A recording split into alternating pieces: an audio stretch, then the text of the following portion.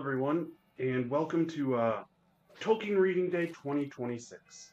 So the theme for Tolkien Reading Day 2026 is Unlikely Heroes. And Tolkien Reading Day is something that is held annually by the Tolkien Society, and it's held on the 25th of March because that's the day the ring was destroyed and Sauron was defeated. So every year on March 25th, the Tolkien Society has a theme, and everybody's supposed to just read some of their favorite Tolkien passages uh, surrounding the theme. And this one is Unlikely Heroes, and this theme focuses on characters who, despite their small stature, lack of experience, or ordinary nature, play pivotal roles in the fate of Middle-earth. So the first thing that came to mind for me is, you could read about pretty much any of the hobbits and what they did. But I am going to read starting from The Hobbit, Chapter 1, An Unexpected Party. So this hobbit was a very well-to-do hobbit, and his name was Baggins. The Bagginses had lived in the neighborhood of the hill for a time out of mind, and people considered them very respectable, not only because most of them were rich, but also because they never had any adventures or did anything unexpected. You could tell what a Baggins would say on any question without the bother of asking him. This story is of how a Baggins had an adventure and found himself doing and saying things altogether unexpected. He may have lost the neighbor's respect, but he gained, well, you'll see whether he gained anything in the end. And all that the unsuspecting Bilbo saw that morning was an old man with a staff. He had a tall pointed blue hat, a long gray cloak, and a silver scarf over which a white beard hung down below his waist, and immense black boots. "Good morning," said Bilbo, and he meant it.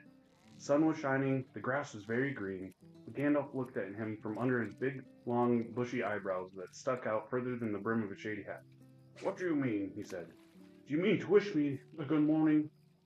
"I mean that it is a good morning whether I want it or not. That you should feel good on this morning, or that it is a morning to be good on." "All of them at once," said Bilbo, "and a very fine morning for a pipe of tobacco out of doors and into the bargain. If you have a pipe about you, sit down and have a fill of mine. There's no hurry. We have all the day before us." Then Bilbo sat on a seat by his door, crossed his legs, and blew out a beautiful gray ring of smoke that sailed up into the air, without breaking, and floated away over the hill. "Very pretty," said Gandalf. "But I have no time to blow smoke rings this morning. I'm looking for someone to share in an adventure that I am arranging, and it's very difficult to find anyone." "I should think so in these parts. We are very plain, quiet folk, and have no use for adventures. Nasty, disturbing, uncomfortable things. They make you late for dinner. I can't think what anybody sees in them." And now our Mr. Baggins had stuck one thumb behind his braces and blew out another even bigger smoke ring. Then he took out his morning letters and began to read, pretending to take no notice of the old man. He decided that he was not quite the sort, and wanted him to go away, but the old man did not move. He stood, leaning on his stick, and gazing at the hobbit without saying anything, till Bilbo got quite uncomfortable and even a little cross. "Good morning," he said at last. "We don't want any adventures here, thank you. You might try over the hill or across the water." And by this, he meant the conversation was at an end. "What a lot of things do you use good morning for?" said Gandalf. "Now do you mean that you want to get rid of me, and that it won't be good till I move off?" Not at all, my dear sir. Let me see, I don't think I know your name." Yes, my dear sir, and I do know your name, Mr. Bilbo Baggins, and you know my name, though you don't remember I belong to it. I am Gandalf, and Gandalf means me. And to think that I should have lived long enough to be good morning by Belladonna Took's son, as if I was selling buttons at the door." Gandalf, good gracious me! Not the wandering wizard who gave old Took a pair of magic diamond studs that fastened themselves and never came undone till he ordered. Not the fellow who used to tell such wonderful tales at parties about dragons and goblins and giants and the rescue of princesses and the unexpected luck of widows' sons. Not the man who used to make such particularly excellent fireworks. I remember those. Old Took used to have them on Midsummer's Eve. Splendid! They used to go up like great lilies and snapdragons and laburnums and fire and hang all in the twilight all evening. You will take no notice that Mr. Baggins was not quite so prosy as he liked to believe. Also that he was very fond of flowers. Dear me, he went on. Not the Gandalf who was responsible for so many quiet lads and lasses going off into the blue for mad adventures. Anything from climbing trees to visiting elves, or sailing in ships, sailing to other shores. Bless me, used to be quite I mean, you used to upset things badly in these parts once upon a time. I beg your pardon, but I had no idea you were still in business. Where else should I be? Said the wizard. All the same, I am pleased to find you remember something about me. You seem to remember my fireworks kindly at any rate, and that is not without hope. Indeed, for your old grandfather Took's sake, and for the sake of Belladonna, I will give you what you have asked for. Beg your pardon, I haven't asked for anything. Yes, you have. Twice now, my pardon, and I give it to you. In fact, I will go so far as to send you on an adventure. Very amusing for me, and very good for you, and profitable too, very likely, if you can ever get over it. Sorry, I don't want any adventures thing. Not today. Good morning. But please come for tea any time you like. Why not tomorrow? Come tomorrow. Goodbye. With that, the hobbit turned and scuttled inside his round green door and shut it as quickly as he dared, not to seem rude. Wizards are wizards, after all. Now we're going to skip ahead to after the Battle of the Five Armies, when Bilbo wakes up and is brought, and then Gandalf brings him to meet Thorin. Hail Thorin, he said as he entered. I have brought him. There indeed lay Thorin Oakenshield, wounded with many wounds, and his rent armor and notched axe were cast upon the floor. He looked up as Bilbo came beside him. Farewell, good thief. I go now to the halls waiting to sit beside my fathers until the world is renewed. And I leave now all this gold and silver, and go where it is of little worth. I wish to part in friendship with you, and I will go back, and I would take back my words and deeds at the gate. Bilbo knelt on one knee and filled with sorrow. Farewell, King under the mountain, he said. This is a bitter adventure. If it must end so, not a mountain of gold can amend it. Yet I am glad that I have shared in your perils. That has been more than any Baggins deserves. No, said Thorin. There is more in you of good than you know, child of the kindly West. Some courage and some wisdom, blended in measure. And more of us value food and good cheer and song above hoard of gold. It would be a merrier world. But sad or merry, I must leave it now. Farewell. And Bilbo turned away and he went by himself and sat alone wrapped in a blanket, and, whether you believe it or not, he wept until his eyes were red and his voice was hoarse. He was a kindly little soul. Indeed, it was a long time. It was long before he had the heart to make a joke again. A mercy it is, he said at last to himself, that I woke up when I did. I wish Thorin were living, but I'm glad that you parted in kindness. You are a fool, little Bill Baggins, and you made a great mess of that business with the stone, and there was a battle, and in spite of all your efforts to buy peace and quiet, I suppose you can hardly be blamed for that. That's my first unlikely hero, the one who started it all, Bilbo Baggins. Now we're going to move on to my second unlikely hero. This is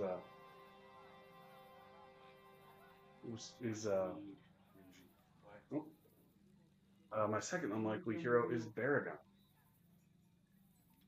Well, Baragond was a captain, or a guard for Denethor, and he really stayed on his duties. And so Pippin, after Faramir comes back, gets sent back after being mortally wounded, and Denethor thinks he's going to die. So Denethor decides to throw himself and Faramir on the pyre, and Pippin's trying to save him. He's running through the streets. He runs into Baragond. And so here he is. Pippin is looking for Gandalf to try and save Faramir. And Pippin sped back up the winding way as swiftly as his feet would carry him, past the astonished porter, out through the door and on, until he came near the gate of the citadel. The sentinel hailed him as he went by. He recognized the voice of Baragond. Whither do you run, Master Peregrine? He cried. To find Mithrandir, Pippin answered. The Lord's errands are urgent, and should not be hindered by me, said Baragond. But tell me quickly, if you may, what goes forward? Whither has my lord gone? I have just come to duty, but I have heard that he passed towards the closed doors, and men were bearing Faramir camp before him. Yes, said Pippin, to the silent street. Baragond bowed his head to hide his tears. They said that he was dying, he said, and now he is dead. No, said Pippin, not yet. and even now his death might be prevented, I think. But the Lord of the City, Baragon, has fallen before the city is taken. His fate endangers. Quickly he told of Denethor's strange words and deeds. I must find Gandalf at once. You must go down to battle. I know, the Lord has given me leave. But Baragon, if you can do something to stop any dreadful thing happening, the Lord does not permit those to wear the black and silver to leave their post for any cause, save at his own command. Well, you must choose between orders and the life of firemen, said Pippin. And as for others, I think you have mad men to deal with, not a lord. I must run. I will return if I can. And he ran on down toward the outer city. Men came flying back from the burning past him, and some, seeing their livery, turned and shouted. But he paid no heed. As soon as he was through the second gate, beyond the great fires leaped up through the city walls. Yet it seemed strangely silent. No noise or shouts of battle or din of arms could be heard. Then suddenly there was a dreadful cry and a great shock, and deep echoing boom, forcing himself against a gust of fear and horror that shook him almost to his knees. Pippin turned a corner, opening to a wide place behind the city gate. He stopped dead. He had found Gandalf, but he shrank back, cowering into a shadow. So we'll skip ahead to the chapter The Pyre of Denethor. Pippin found Gandalf, and they're racing back to try and save Faramir.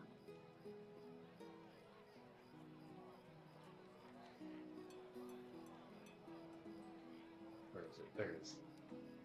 So they passed on, and as they climbed, they drew near to the citadel. They found the wind blowing in their faces, and they caught a glimmer of morning far away, a light growing in the southern sky. But it brought little hope to them, not knowing what evil lay before them, fearing it was to come. Darkness is passing, said Gandalf, but it lies heavy on this city.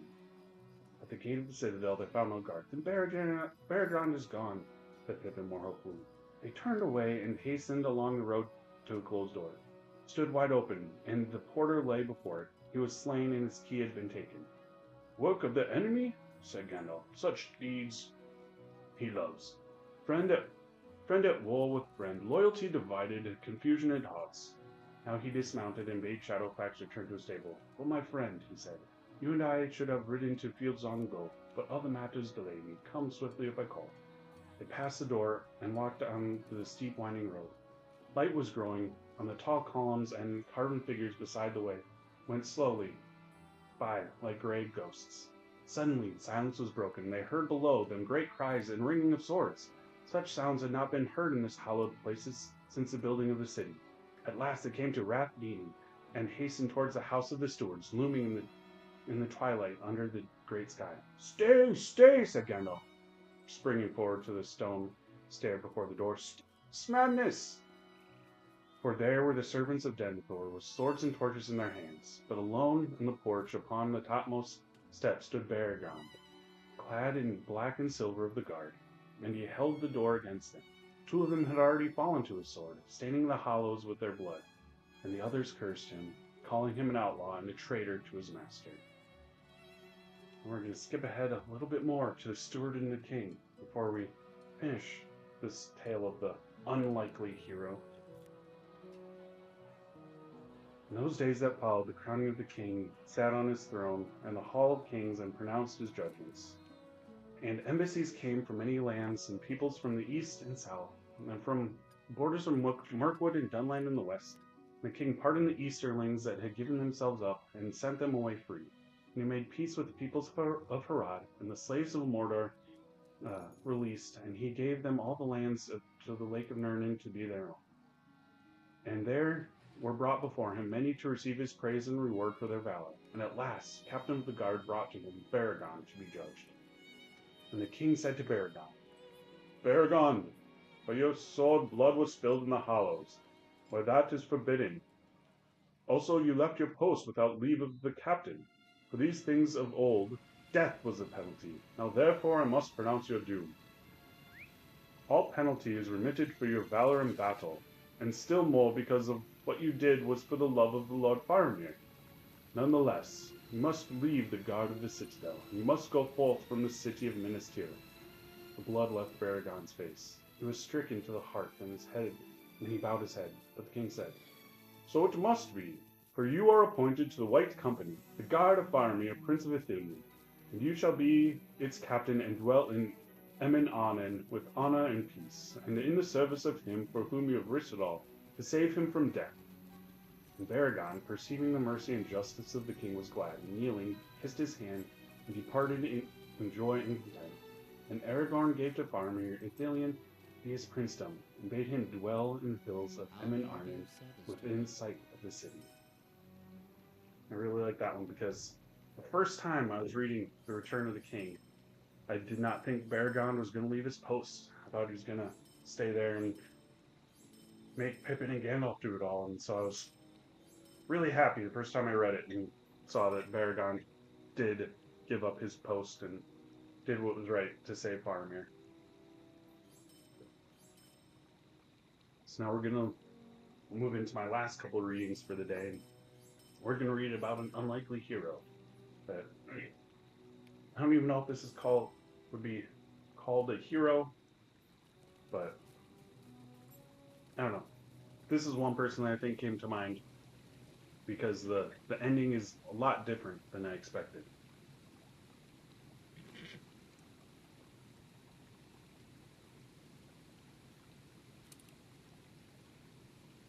So as this is part of a long-expected party, and Frodo is getting ready, giving out all of the gifts that Bilbo had left for people, and dealing with the commotion of Bilbo suddenly leaving. So in the middle of the commotion, the Sackville Bagginses arrived. Frodo had retired for a while and left his friend Merry Brandybuck to keep an eye on things. When Otho loudly demanded to see Frodo, Merry bowed politely. "He is indisposed. He is resting." "Waiting, you mean," said Lobelia. "Anyway, we want to see him, and we mean to see him. Just go and tell him so." Merry left them for a long while in the hall, and he had time to discover their parting gift of spoons. It did not improve their tempers. Eventually, they were shown to the study. Frodo was sitting at a table with a lot of papers in front of him. He looked indisposed, to see Sackville Bagginses at any rate, and he stood up fidgeting with something in his pocket. But he spoke quite politely. Sackville Bagginses were rather offensive. They began by offering him bad bargain prices, as between friends, for various valuable unlabeled things, when Frodo replied that the only things specially directed by Bilbo were given away, and said the whole affair was very fishy. "Only one thing is clear to me," said Otho, "and that is that you are doing exceedingly well out of it. I must insist on seeing the will." Otho would have been Bilbo there but for the adoption of Frodo. He read the will carefully and snorted. It was unfortunately very clear and correct, according to the legal custom of hobbits, which demand, among other things, 7 signatures of witnesses in red ink. "Boy, said his wife, after waiting 6 years, spoons, sticks." She snapped her fingers under Frodo's nose and jumped off. But Lobelia was not so easy to get rid of. A little later, Frodo came out of the study to see how things were going on and found her still about at the place, investigating nooks and corners and tapping the floors. He escorted her firmly off the premises, after he had relieved her of several small, but rather valuable, articles that had somehow fallen inside her umbrella. Her face looked as if she was in the throes of thinking out a really crushing parting remark, but all she found to say, turning around on the step, was, "You regret it, young fellow. Why didn't you go too? You don't belong here. You're no Baggins. You're a Brandybuck." "Did you hear that, Mary? That was an insult, if you like," said Frodo as he shut the door. "It was a compliment," said Merry Brandybuck. And so, of course, not true. And so, that's the start of their story, but then we're going to skip forward to the last one of the last chapter of The Return of the King, the Grey Havens. And we get to hear the end of that feud. So this is after the scouring of the Shire. The clearing up certainly needed a lot of work, but it took less time than Sam had feared. The day after the battle, Frodo rode to Mickledelving and released the prisoners from the lockholes. One of the first they had found was poor Fredegor Bolger, Paddy no longer. He had been taken when the ruffians smoked out a band of rebels that he led from their hiding up in the Brockenbors by the hills of Skerry. You had done better to come with us after all, poor old Frediga, said Pippin as they carried him out too weak to walk. He opened an eye and tried to vaguely smile. Who's this young giant with the loud voice? He whispered. Not little Pippin. What's your size and hats now? Then there was Lobelia. Poor thing. She looked old and thin, and when they rescued her from a dark and narrow cell, she insisted on hobbling out on her own feet, and she had such a welcome, and there was such clapping and cheering when she appeared, leaning on Frodo's arm but still clutching her umbrella. She was quite touched and drove away in tears. She had never in her life been popular before, but she was crushed by the news of Lotho's murder, and she would not return to bed again. She gave it back to Frodo, who went to her own people, the brace-girdled Hardbottom. The poor creature died next spring. She was, after all, more than 100 years old. Frodo was surprised and much moved. She had left all that remained of her money and Lotho's for him to use in helping hobbits made homeless by the Troubles. So that feud was ended. So Lobelia might not have been a hero in the traditional sense of the word, but she went from being very antagonistic to Frodo and the Bagginses to someone who became a victim of of the of Sharky and or Saruman and the ruffians just as much as everyone else. And when she came out of the Hobbit hole and clapping, it's just she she became a hero and a leader of the hobbits and the scouring of the Shire, and definitely meant something to them. So thank you for joining me in this 2026 Tolkien Reading Day, and I hope this encourages you to get into and read some Tolkien of your own. And yeah, so just do some reading, share it with your friends, share it on social media, and just keep reading Tolkien. Thanks for joining.